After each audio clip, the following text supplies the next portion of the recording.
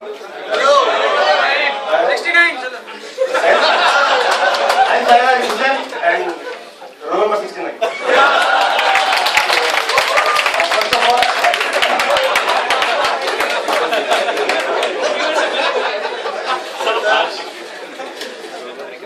once upon a time, Abraham Lincoln said that. Once upon a time, Abraham Lincoln said, most of the people can stand adversities, but if you really want to test the character of a person, just give him power. You know his true character.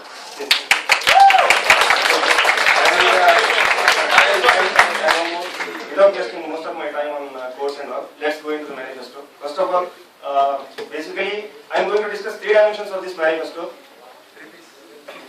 3 dimensions. Okay. The first one is administration. Number 2 is brand visibility. Number 3 is students' perspective.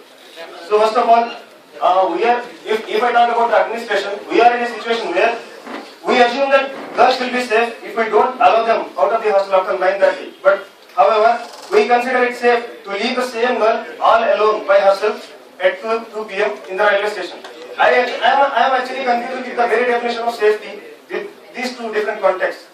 So number 2, we generally, it might be a very general thing, but still, we get actually 40 grains of fried rice when we pay 40 rupees. But the point here is, you have to wait 40 minutes for it.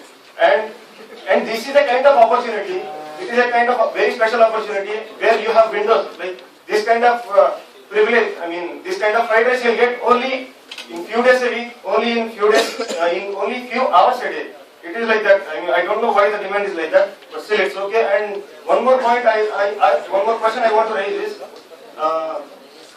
how far this particular canteen or how far this facility is student friendly?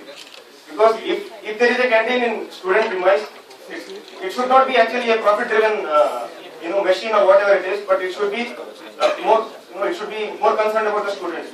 Number 3, few days ago one of my friends, he was suffering with stomachache and he actually reported this to concerned authority. And by the time he received their response, he was actually fine. I don't know why they took this much of time to respond. Number 4,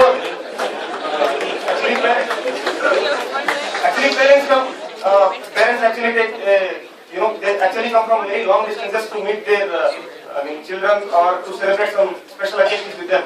But it is very unfortunate that they have to book a hotel which is actually 10 kilometers away from the hostel. I don't see, even though they have traveled hundreds of kilometers, but still there is a distance of 10 kilometers between them and their children. And one more thing, which is very important, I thank Rescom. Rescom is actually doing a wonderful job by bringing some industrial followers.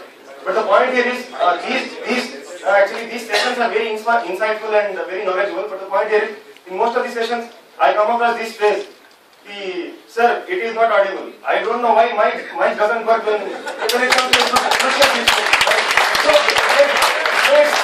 not a session where I am just pointing out the problems. It is not a session to point out the problems. I am not actually criticizing anyone for the sake of saying it. So if we look at these particular issues, these are very critical issues, but still they are very important, as well as they might appear that they are very trivial, but still they are very necessary. And the point here is, basically these kind of issues we face because of due to lack of power in the hands of clubs and committees. First of all, I just want to make sure that necessary power, if I become JS, I make sure that necessary power is vested in the hands of clubs and committees so that they can take care of these particular issues. For example, it might be a silly example, if they want to change the cell in this particular mic, they have to take some permission, I don't know. So this is kind of situation there. First of all, I would like to say, here clubs and committees are accountable, but still they don't have power. So accountability without power is useless. Obviously, if you are accountable, obviously you need to have power. So I got some plan how we can empower this clubs and committees for their effective functioning and so as to improve their accountability as well as their power. So number 2, if I speak from students' perspective, coming up to there are different kinds of students who regularly participate in events. Who regularly participate in competitions.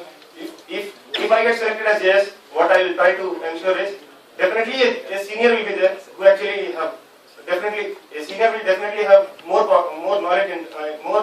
knowledge when compared to juniors, of course.